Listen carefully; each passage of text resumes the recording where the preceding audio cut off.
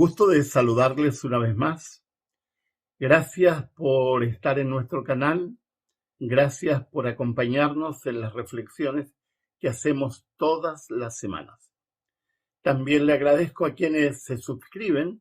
Si tú has llegado por primera vez y no estás suscrito, te invito a suscribirte, a marcar la campanita y de esa forma cuando publiquemos otro video, te llegará el aviso para que puedas verlo. Vamos a estudiar en esta ocasión un párrafo que aparece en la epístola de Santiago. Santiago, también llamado el hermano de Jesús, escribió una epístola universal, es decir, una epístola abierta, como normalmente eran algunas cartas que eran para ser leídas por comunidades. Y él dirigió su carta a los cristianos que estaban en la dispersión. Si ustedes leen Santiago 1:1, dice: Santiago, siervo de Dios y del Señor Jesucristo, saluda a las 12 tribus de la dispersión.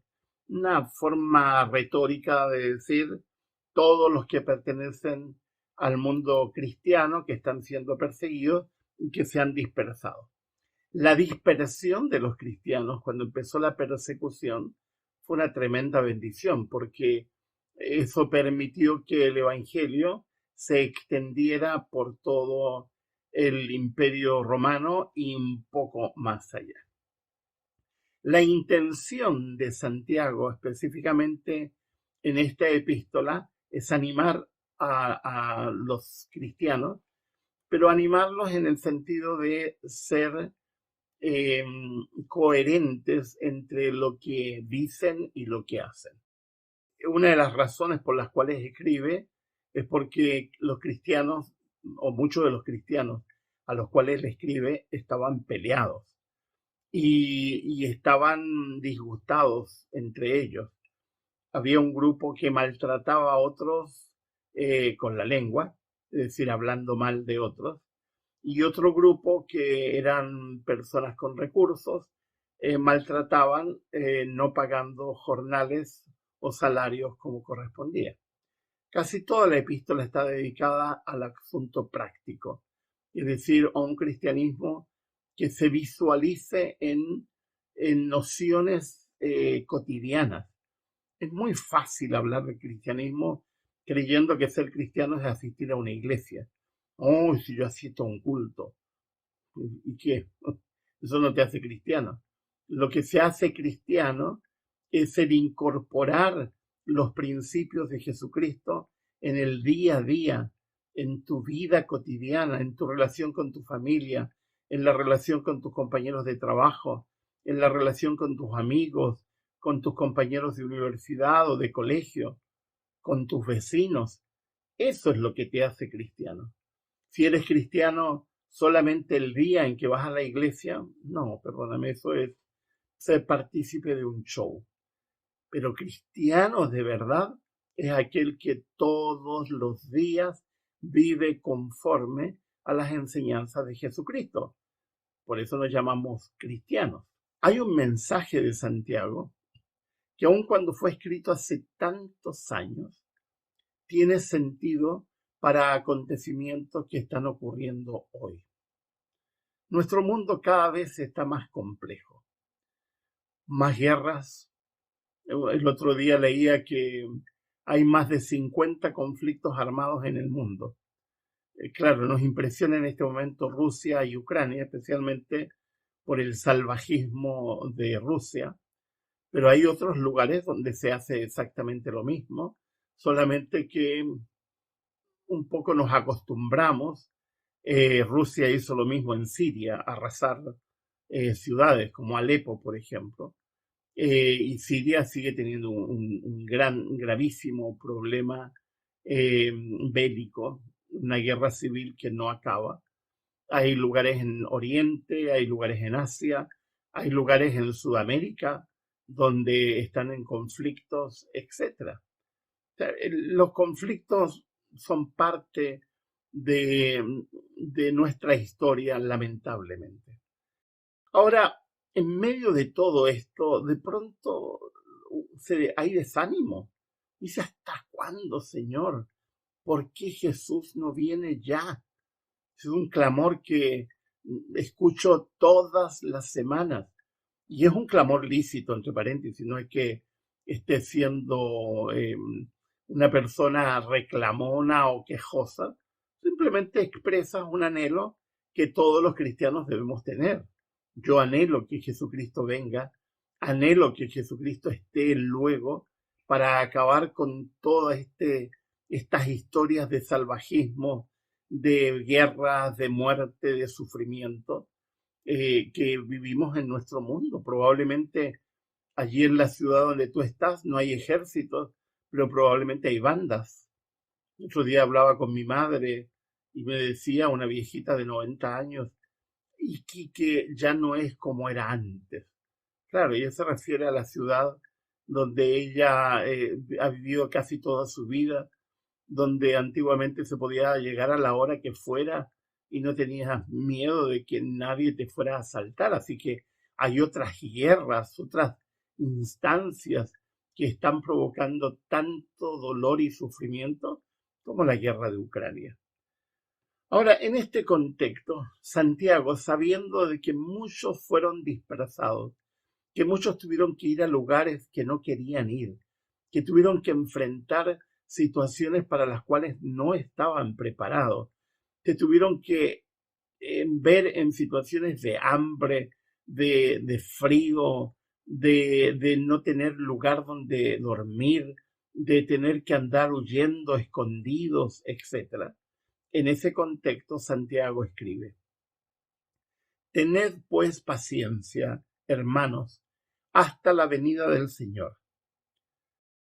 La palabra paciencia es una expresión de origen latina que sería ciencia de la paz, paciencia.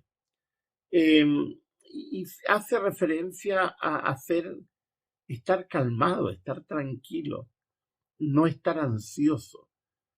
Es difícil no estar ansioso cuando están cayendo bombas alrededor de tu casa o no estar ansioso si hay delincuentes en la calle. Sé que es difícil. El otro día le preguntaba a mi hermano por qué ya no trabaja de noche. Mi hermano es pastor bautista, pero él tiene la convicción de que hay que ser, para poder servir bien al Señor, hay que ser independiente económicamente, así que él también es taxista. Pero, y le gustaba mucho trabajar de noche, porque según él era muy tranquilo, podía hacer viajes tranquilos, además normalmente pagaban bien, pero ya no está de noche, por el miedo a la delincuencia que se ha desatado en el lugar donde él vive. ¿Hasta cuándo debemos tener paciencia? Dice Santiago. Hasta la venida del Señor. Ten paciencia. Ten tranquilidad. No estés ansioso. Dios conoce las situaciones que vivimos. Toma los resguardos que tengas que tomar, pero ten paciencia, espera. Y Santiago pone un ejemplo. En el versículo 7, la segunda parte dice: mirad el labrador, espera el fruto precioso de la tierra, aguardándolo con paciencia hasta recibir las lluvias tempranas y tardías. Cuando el labrador siembra, no se queda ahí parado al lado de su siembra esperando que venga y que salga el fruto, y no está continuamente yéndolo a ver. Lo que hace es cuidar, esperar, y en Israel existían las lluvias tempranas y las lluvias tardías. Las lluvias tempranas eran las que alimentaban el fruto y permitían que el fruto madurara, y las lluvias tardías eran el anuncio de que ya era el momento de cosechar. Así que te está diciendo, actúa como actúa el labrador, ten tranquilidad, no te pongas ansioso. Nosotros podríamos decirlo de otra manera: mira las señales, mira las señales. Si tú miras las señales que Jesucristo anunció de su venida, prácticamente está todo ya cumplido. Por lo tanto, espera con paciencia, en este caso, la lluvia tardía. Versículo 8 del capítulo 5. Tened también vosotros paciencia, fortaleced vuestros corazones, porque la venida del Señor está cerca. Da un giro distinto acá. En el mundo antiguo, corazón, cuando se apelaba al corazón, no se estaban refiriendo al músculo que bombea la sangre. No. Corazón era una metáfora para referirse a la mente. Y ahora fíjense lo que dice Santiago a continuación. ¿Cómo vas a cultivar la paciencia? Y él dice, fortalezcan vuestros corazones, es decir, fortalezcan vuestras mentes, porque la venida del Señor está cerca. ¿Dónde comienzan los conflictos? ¿Dónde comienzan las ansiedades? Aquí, en nuestra mente, en la manera como nos paramos frente al mundo, la manera como enfocamos las realidades que nos tocan vivir en nuestra mente. Entonces, el apóstol te está diciendo, cuida tu mente, fortalece tu mente. ¿Cómo vas a fortalecer tu mente? Bueno, yo hablo mucho de la lectura, por eso tengo tantos libros detrás. Los libros te ayudan a fortalecer tu mente porque te ayudan a pensar, a reflexionar, a analizar, a ver cosas que de otra manera no verías, porque ¿qué es lo que es una biblioteca? Son miles de mentes pensando y aportando desde las perspectivas que tienen. Yo leo libros y me tranquilizo, algunos libros me dan mucha paz porque me permiten ver cosas que no había visto antes. Entonces, fortalece tu mente. Ten una actitud de crecimiento mental para darle fuerza a tu mente. Versículo 9. Va un paso más allá y nos habla del aspecto emocional. Hasta aquí nos ha hablado de la actitud, en el caso del labrador, nos ha hablado del fortalecimiento de nuestra mente y ahora nos habla de la relación con otras personas y fundamentalmente de nuestra inteligencia emocional. Versículo 9. No os quejéis, hermanos, unos de otros para no ser juzgados. Mirad que el juez está ya a las puertas. No se olviden que le está diciendo que Jesús no solo es nuestro Salvador, también es nuestro juez. No os quejéis. Yo no sé cuál será la situación de ustedes, pero a mí los cristianos quejicas se dice aquí en España, quejumbrosos se dice en otros lados, quejosos, gente que toda la vida se está quejando, gente que si fuera trasladada al cielo sin haber pasado por el proceso de la transformación, encontrarían aún en el cielo cosas de las cuales quejarse. No te quejes.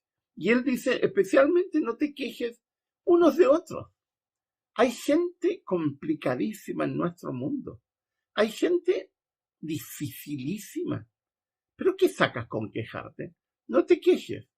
Y espera el momento que venga el Señor, porque Él nos va a juzgar y Él va a saber, no te quejes. Es que está todo tan difícil. ¿Hay algún momento en la historia humana donde no haya sido difícil? Si me quejara sería por bocón, porque sí sé de lugares donde no estás en paz, no estás tranquilo, porque tienes que vivir bajo 10 llaves, no 4 llaves, 10 llaves.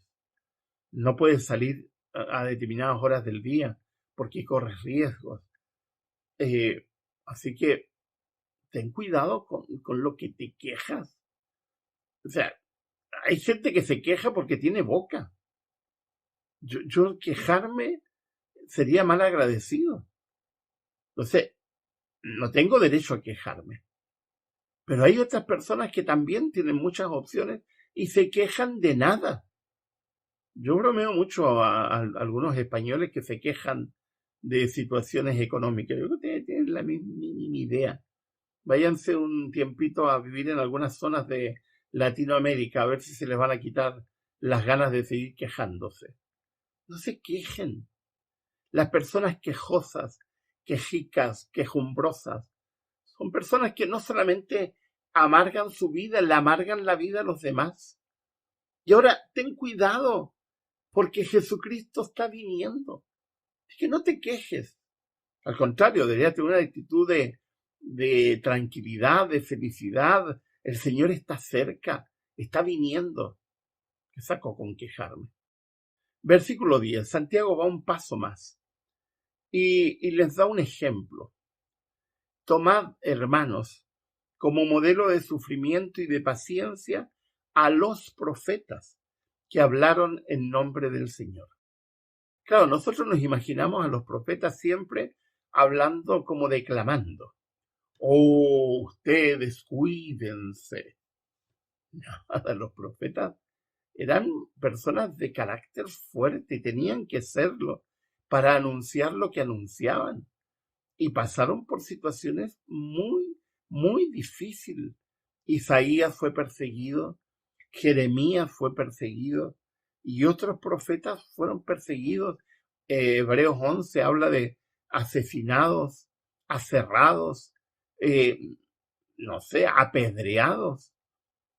Nosotros en general hablamos en lugares donde prácticamente todo el mundo ha escuchado hablar de Jesucristo. Tengo una conocida que es misionera en Egipto. Me dice que es muy difícil hablar del Señor Jesús. Tienes que medir bien tus palabras. Conozco a un joven que vive en Marruecos. Tiene mucho cuidado a quién le dice algo. Conocí a un joven que hizo una práctica médica en Dubái y tenía que tener muchísimo cuidado a quién le hablara porque podía meterse en un problema legal por hablar de Jesucristo en un país musulmán.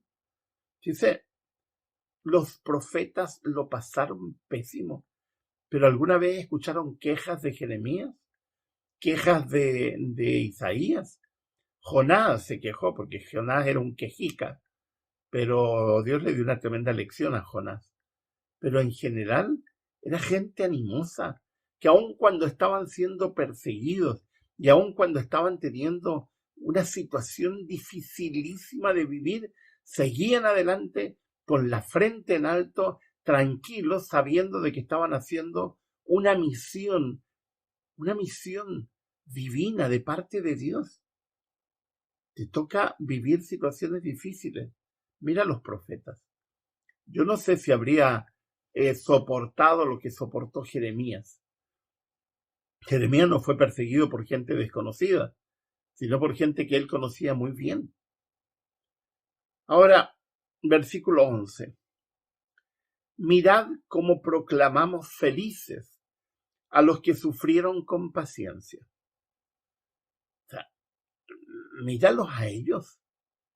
Y cuando proclame, es decir, cuando deja a conocer, siéntete feliz mirando a otras personas como ejemplo para que en ese contexto entiendas una promesa que escribió Pablo en 1 Corintios, que nunca pasaremos una prueba que no seamos capaces de soportar, que de alguna manera Dios, que conoce todo, va a prever las situaciones en las cuales nos encontremos. Dios no crea esas condiciones porque Dios no es determinista, Dios no es titiritero, nosotros no somos títeres, pero de todas maneras Dios nunca nos deja, nunca nos abandona. Ahora, versículo 11, la segunda parte. Habéis oído la paciencia de Job y sabéis el final que el Señor le dio, porque el Señor es compasivo y misericordioso. Job es toda una historia. Algún día la vamos a estudiar porque es uno de los libros innombrables, porque la mayor parte del libro de Job hay una cantidad de tonterías dichas por los amigos de Job. Pero cuando uno mira la vida de Job, pasó por 3 etapas. La primera, de una fe inquebrantable, pese a toda la situación dolorosísima que estaba viviendo, no solamente por la pérdida de de sus hijos, de sus posesiones, sino por la pérdida de su salud. Y luego tuvo un momento de debilidad producto de la presión que hacían esos amigos para que él tuviera que reconocer lo que no tenía que reconocer y admitir de un Dios que no era el que Dios que Job creía. Y finalmente la última parte donde Job decide callar, mantener silencio y confiar en el Señor.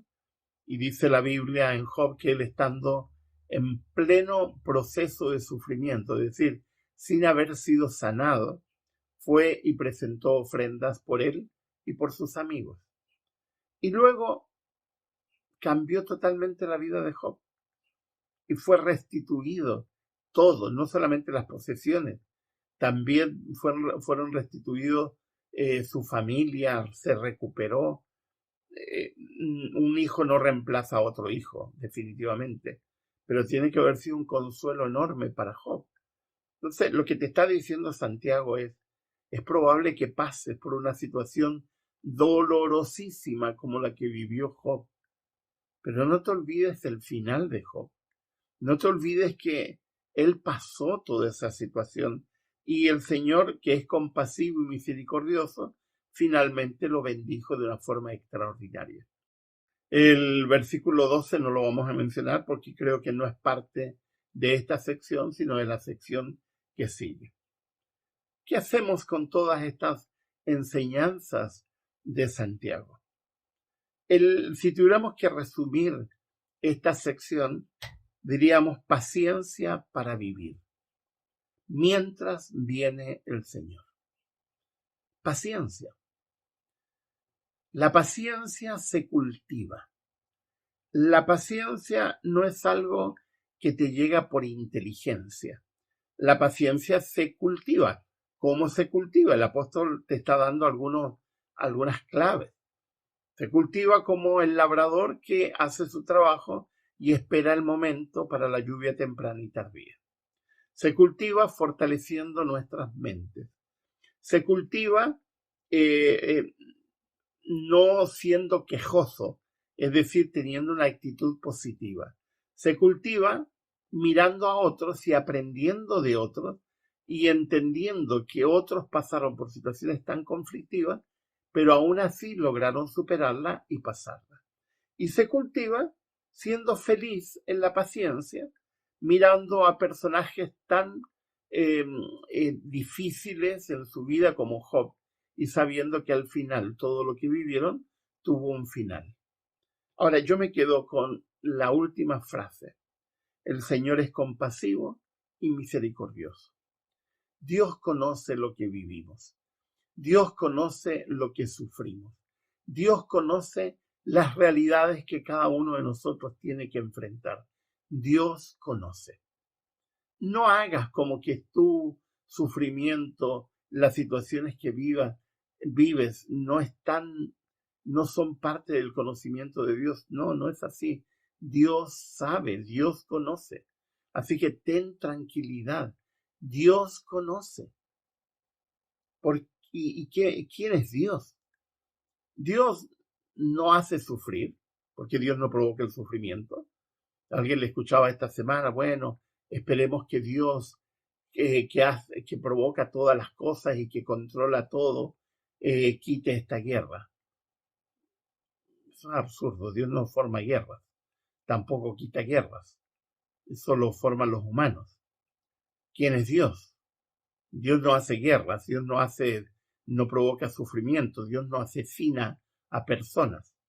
Dios es compasivo y misericordioso. Lo que mueve a Dios es la compasión. Lo que mueve a Dios es la misericordia. Ese es Dios. Y Dios conoce la realidad que tú estás viviendo. ¿Y tienes alguna enfermedad? Ten paciencia. ¿Tienes alguna dificultad como familia? Ten paciencia. ¿Estás viviendo en algún lugar donde la situación es muy fea para ti como cristiano? Ten paciencia. ¿Estás viviendo en una circunstancia difícil? Hace poco hablaba con un amigo que vive en El Salvador. Es un país atacado por las maras y por los grupos de bandas de delincuentes, que es horrible. Y a esa persona y a otros les digo, ten paciencia,